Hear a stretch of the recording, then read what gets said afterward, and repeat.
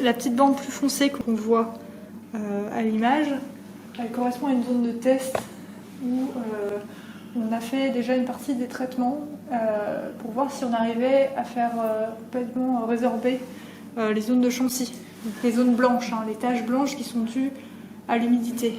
L'humidité qui a du coup agressé les matériaux et qui a créé ce chantilly qui est une réaction qui est due à ça.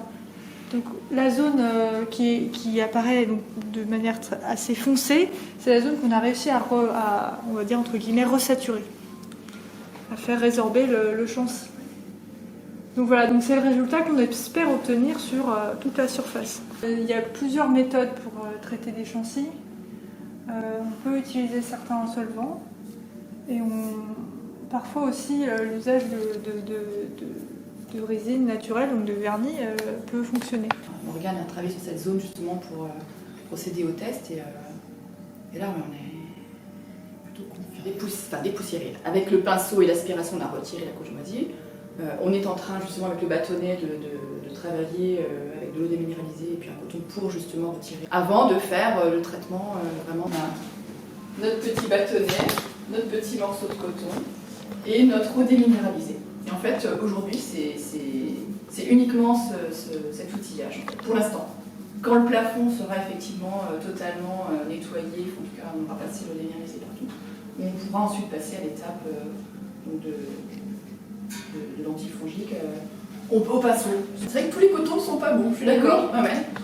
Moi j'en ai trouvé, c'est un coton hydrophile simple, alors voilà. Mais voilà, celui-ci est plutôt bien. Mais c'est vrai que oui, il y a des cotons... moi j'ai remarqué qu'ils sont très volatiles. Il y en a certains, quand vous prenez un morceau, il y a plein. Alors en atelier, c'est juste pas possible. Quoi. Vraiment, ça fait beaucoup de poussière et de dépôts. Donc voilà, celui-ci, je le trouve bien. Mais alors c'est dur, c'est très bien. Mais c'est vrai que par contre, le coton, on n'en trouve pas partout. On a le protocole qu'on a établi pour la restauration. Alors vous l'avez établi avec qui ce protocole? Déjà toutes les deux.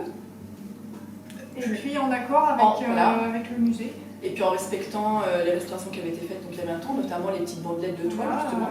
Ça, c'est des choses qu'on doit respecter. C'est-à-dire que dans le cahier des charges, ces choses-là doivent être conservées et remises en place à l'identique, voilà, telles qu'elles étaient il y a 20 ans en fait.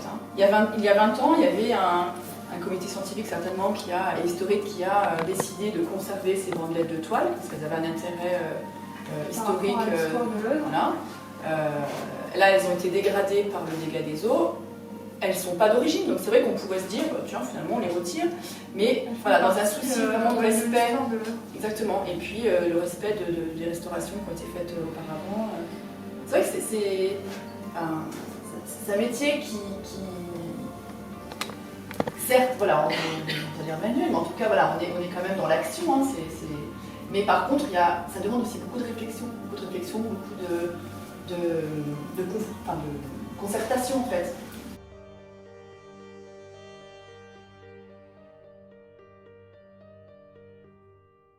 Alors, il a été donc nettoyé.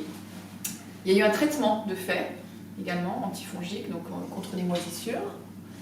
Il a fallu attendre effectivement un temps de séchage. Et puis ensuite, nous avons passé un vernis à retoucher sur l'ensemble du plafond. Qu'est-ce que vous utilisez comme antifongique? Alors là, c'est un traitement spécial pour les peintures, donc il est compatible avec les peintures. Voilà, il y a de l'alcool.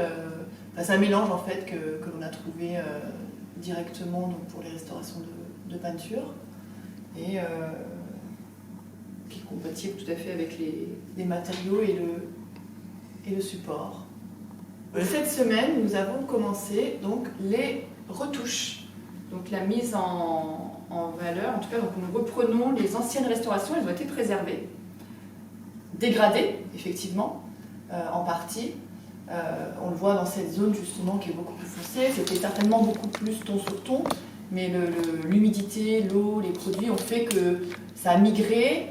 Par endroits, effectivement, la peinture s'est un peu mélangée, donc au moment du nettoyage, on a pu révéler donc, ces anciens repeints, qui datent d'il y a 20 ans, qui ne sont pas si vieux, qui sont d'ailleurs encore en bon état, mais par contre qui ont vraiment viré au niveau de la tonalité. Donc on est en train de reprendre ces anciens repeints, donc pour les mettre beaucoup plus ton sur ton. Donc on voit sur cette zone ça a déjà été traité, donc on voit effectivement que le décor apparaît beaucoup mieux, contrairement à cette partie-là qui n'a pas été encore faite.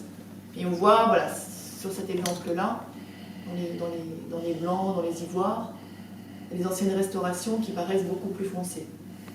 Voilà. Et donc on le fait avec des petits points côte à côte, voilà, ou des glacis pour permettre effectivement à l'œil d'oublier en fait ces zones un petit peu trop foncées et redonner une unité, en fait, redonner au décor en tout cas tout ça.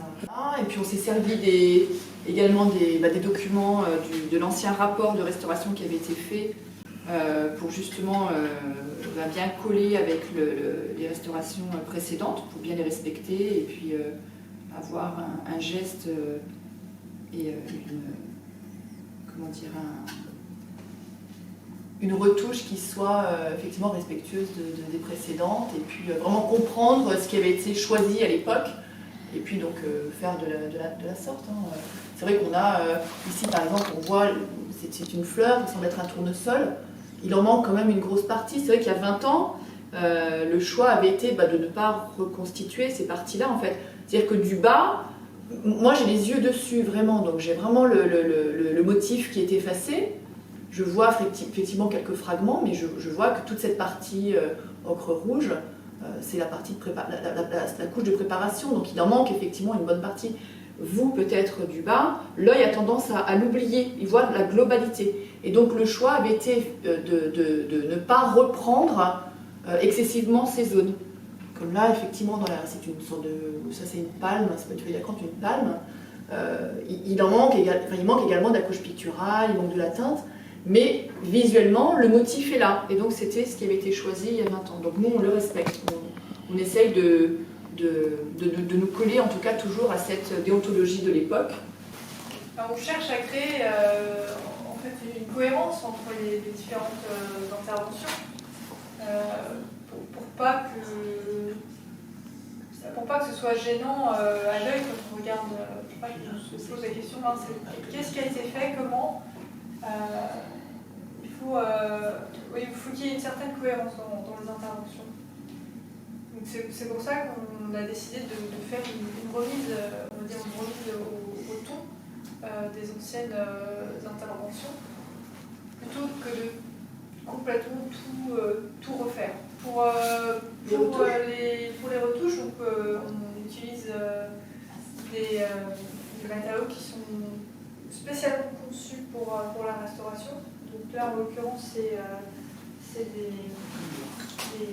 langues à retoucher Gambler, qui sont des pigments qui ont été broyés très finement dans une résine, qui est une résine qui est donc spécialement conçue pour la restauration, parce qu'elle est stable, elle est réversible, et elle vit plutôt bien. Donc c'est tout un tas de critères qui font que c'est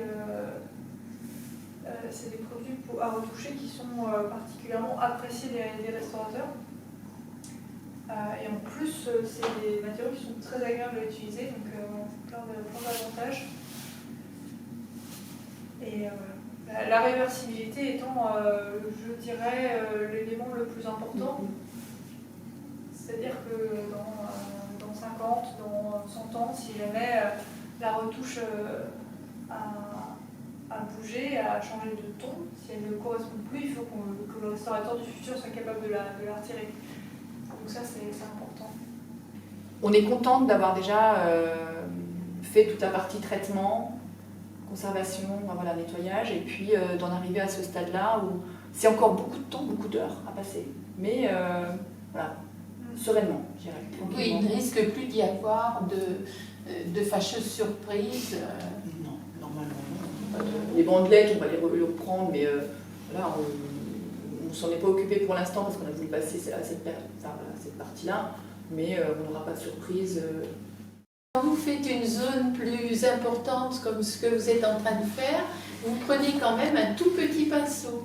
Oui, parce que ce sont des petits points côte à côte qui vont redonner l'illusion en fait d'une surface, en tout cas quand on regarde le plafond du bas, qui va redonner une cohésion à l'ensemble en fait. Et moi moi qui ai les yeux qui suis à peu près à 40 cm, 50, je vois que cette zone-là a déjà été traitée en pointilliste. Et c'est une bonne méthode parce que ça permet de voir, il y a des résidus de peinture d'origine ici. Là, c'est parti beaucoup plus... En fait, tout est parti beaucoup plus clair, c'est la peinture d'origine. Tout ce qui est un peu plus foncé, ce sont les retouches qui ont vieilli. Et donc, nous, on les distingue très bien, puisqu'on a le nez dessus, et on voit effectivement toute cette zone de petits points. Et comme l'a dit Morgane, justement, donc on utilise des produits qui respectent la déontologie, donc lisibilité, réversibilité. Mais la méthode employée ici, le fait de faire des petits points, nous permettra toujours de discerner, lorsque l'on est effectivement le nez sur la peinture, les zones d'origine et les zones qui ont été repeintes. Et c'est aussi bien par respect de la peinture d'origine que pour peut-être les restaurateurs suivants qui pourront effectivement mieux discerner. Nous, c'est le cas, effectivement, suite à la dégradation, ça a révélé les anciennes retouches, donc on se rend beaucoup mieux compte du travail qui a été exécuté. Et pour nous, c'est plus aisé, en tout cas, de reprendre cette zone-là. On sait où se trouve la couche picturale d'origine et les retouches. Et on continue, et puis... c'est vrai qu'on viendrait repeindre avec un pinceau plus gros une zone, ce serait assez disgracieux parce qu'en fait le matériau déjà en lui-même, le bois qui avait été taillé certainement à la machette, c'était pas du tout un bois industriel à l'époque, bien lisse, et puis le bois travaille, il a des aspérités. Donc on le voit en vieillissant, il y a une patine, il y a une rugosité qui est là, qui s'est installée. Si nous on passe quelque chose un aplat, on va dire avec un pinceau un peu plus gros, si on reprend tous les motifs autour, déjà, on risque d'endommager la partie, on risque de recouvrir la partie d'origine, ce qui n'est pas notre but, et ça paraîtrait suspect par rapport aux zones qui sont, elles, restées endommagées, mais patinées.